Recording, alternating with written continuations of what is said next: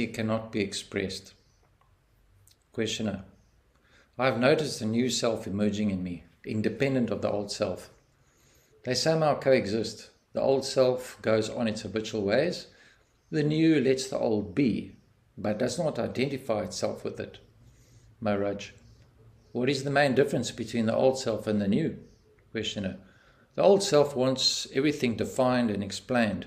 It wants things to fit each other verbally. The new does not care for verbal explanations. It accepts things as they are and does not seek to relate them to things remembered. Maharaj. Are you fully and constantly aware of the difference between the habitual and the spiritual? What is the attitude of the new self to the old? Questioner. The new just looks at the old. It is neither friendly nor inimical. It just accepts the old self along with everything else. It does not deny its being, but does not accept its value and validity. Maharaj. The new is the total denial of the old. The permissive new is not really new. It is but a new attitude of the old. The really new obliterates the old completely. The two cannot be together. Is there a process of self-denunciation, a constant refusal to accept the old ideas and values, or is there just a mutual tolerance? What is their relation? Questioner. There is no particular relation. They coexist, Maharaj. When you talk of the old self and new, whom do you have in mind?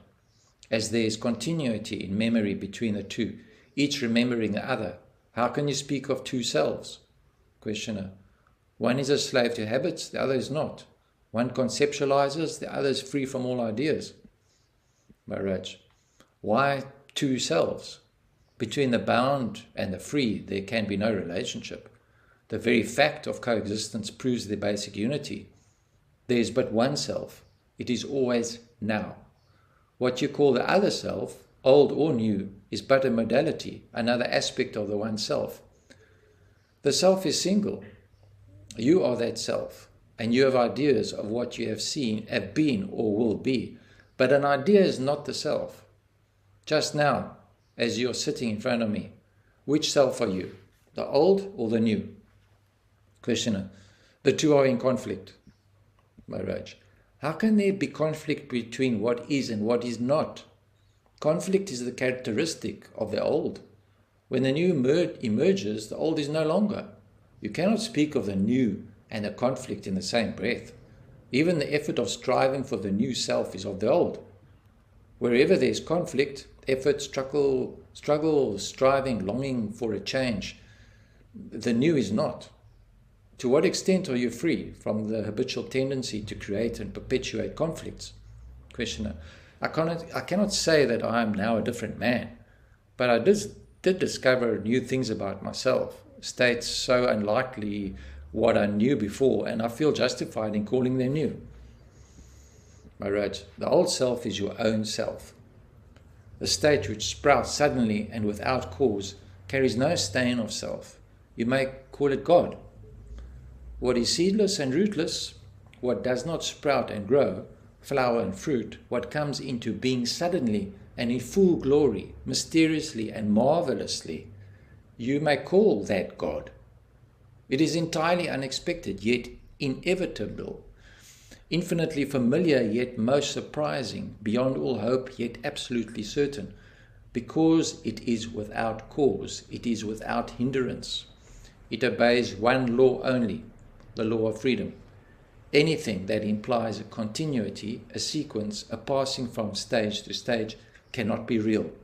There is no progress in reality. It is final, perfect, unrelated. Questioner. How can I bring it about? Maharaj. You can do nothing to bring it about, but you can avoid creating obstacles. Watch your mind, how it comes into being, how it operates. As you watch your mind, you discover yourself as the watcher. When you stand motionless, only watching, you discover yourself as the light behind the watcher. The source of light is dark. Unknown is the source of knowledge. That source alone is. Go back to that source and abide there. It is not in the sky nor in the all-pervading ether. God is all that is great and wonderful. I am nothing, have nothing, can do nothing. Yet all comes out of me. The source is me. The root, the origin is me. When reality explodes in you, you may call it experience of God, or rather it is God experiencing you. God knows you when you know yourself. Reality is not the result of a process. It is an explosion. It is definitely beyond the mind, but all you can do is to know your mind well. Not that the mind will help you, but by knowing your mind, you may avoid your mind disabling you. You have to be very alert, or else your mind will play false with you. It is like watching a thief. Not that you expect anything from a thief, but you do not want to be robbed. In the same way, you give a lot of attention to the mind without expecting anything from it. Or take another example. We wake up and we sleep. After a day's work, sleep comes. Now, do I go to sleep, or does inadvertence, characteristic of a sleeping state, come to me? In other words, we are awake because we are asleep. We do not wake up into a really waking state. In the waking state, the world emerges due to ignorance and takes one into a waking dream state. Both sleep and waking are misnomers. We are only dreaming. True waking and true sleeping, only the Jnani knows. We dream that we are awake. We dream that we are asleep. The three states are only varieties of the dream state. Treating everything as a dream liberates. As long as you give reality to dreams, you are their slave. By imagining that you are born as so-and-so, you become a slave to the so-and-so. The essence of slavery is to imagine yourself to be a process, to have past and future, to have history. In fact, we have no history. We are not a process. We do not develop nor decay. Also, see all as a dream and stay out of it. Questioner: what benefit do I derive from listening to you? Maharaj: I am calling you back to yourself. All I ask you is to look at yourself, towards yourself, into yourself. Questioner: to what purpose? Maharaj: you live, you feel, you think. By giving attention to your living, feeling and thinking, you free yourself from them and go beyond them.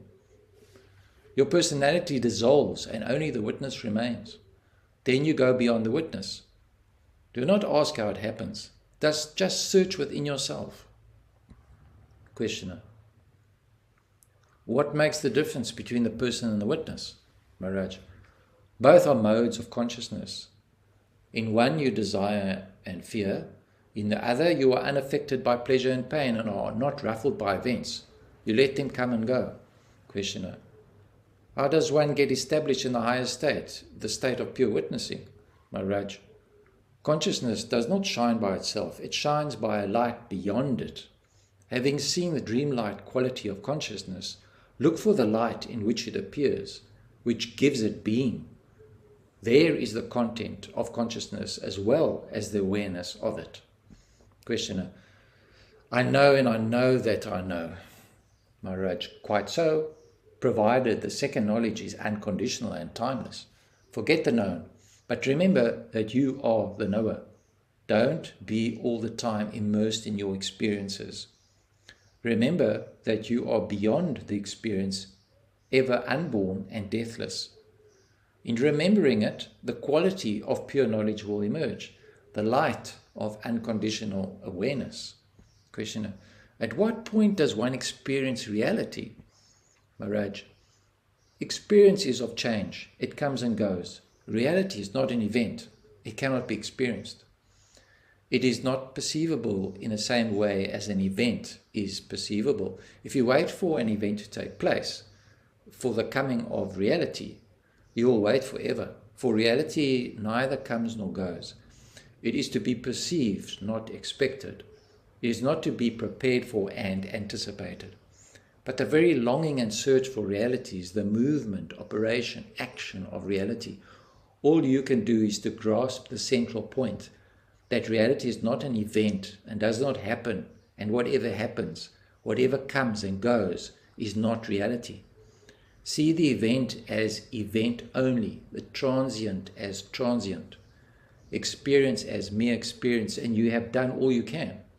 Then you are vulnerable to reality, no longer armored against it, as you were when you gave reality to events and experiences. But as soon as there is some like or dislike, you have drawn a screen. Questioner: would you say that reality expresses itself in action rather than in knowledge, or is it a feeling of sorts? Maharaj: neither action nor feeling nor thought express reality. There is no such thing as an expression of reality. You are introducing a duality where there is none. Only reality is. There is nothing else.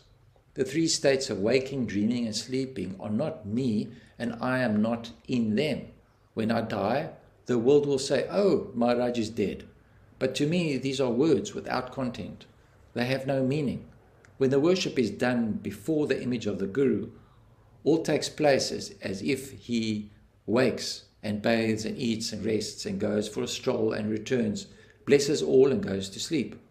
All is attended to in minutest detail, and yet there is a sense of unreality about it all. So in the case with me, all happens as it needs, yet nothing happens. I do what seems to be necessary, but at the same time, I know that nothing is necessary, that life itself is only a make-believe. Questioner: why then live at all? Why all this unnecessary coming and going, waking and sleeping, eating and digesting? Maharaj: nothing is done by me. Everything just happens. I do not expect. I do not plan. I just watch events happening, knowing them to be unreal. Questioner: were you always like this from the first moment of enlightenment? Maharaj: the three states rotate as usual. There is waking and sleeping and waking again, but they do not happen to me. They just happen. To me, nothing ever happens. There is something changeless, motionless, immovable, rock-like, unassailable, a solid mass of pure being consciousness bliss. I am never out of it. Nothing can take me out of it. No torture, no calamity. Questioner: yet you are conscious.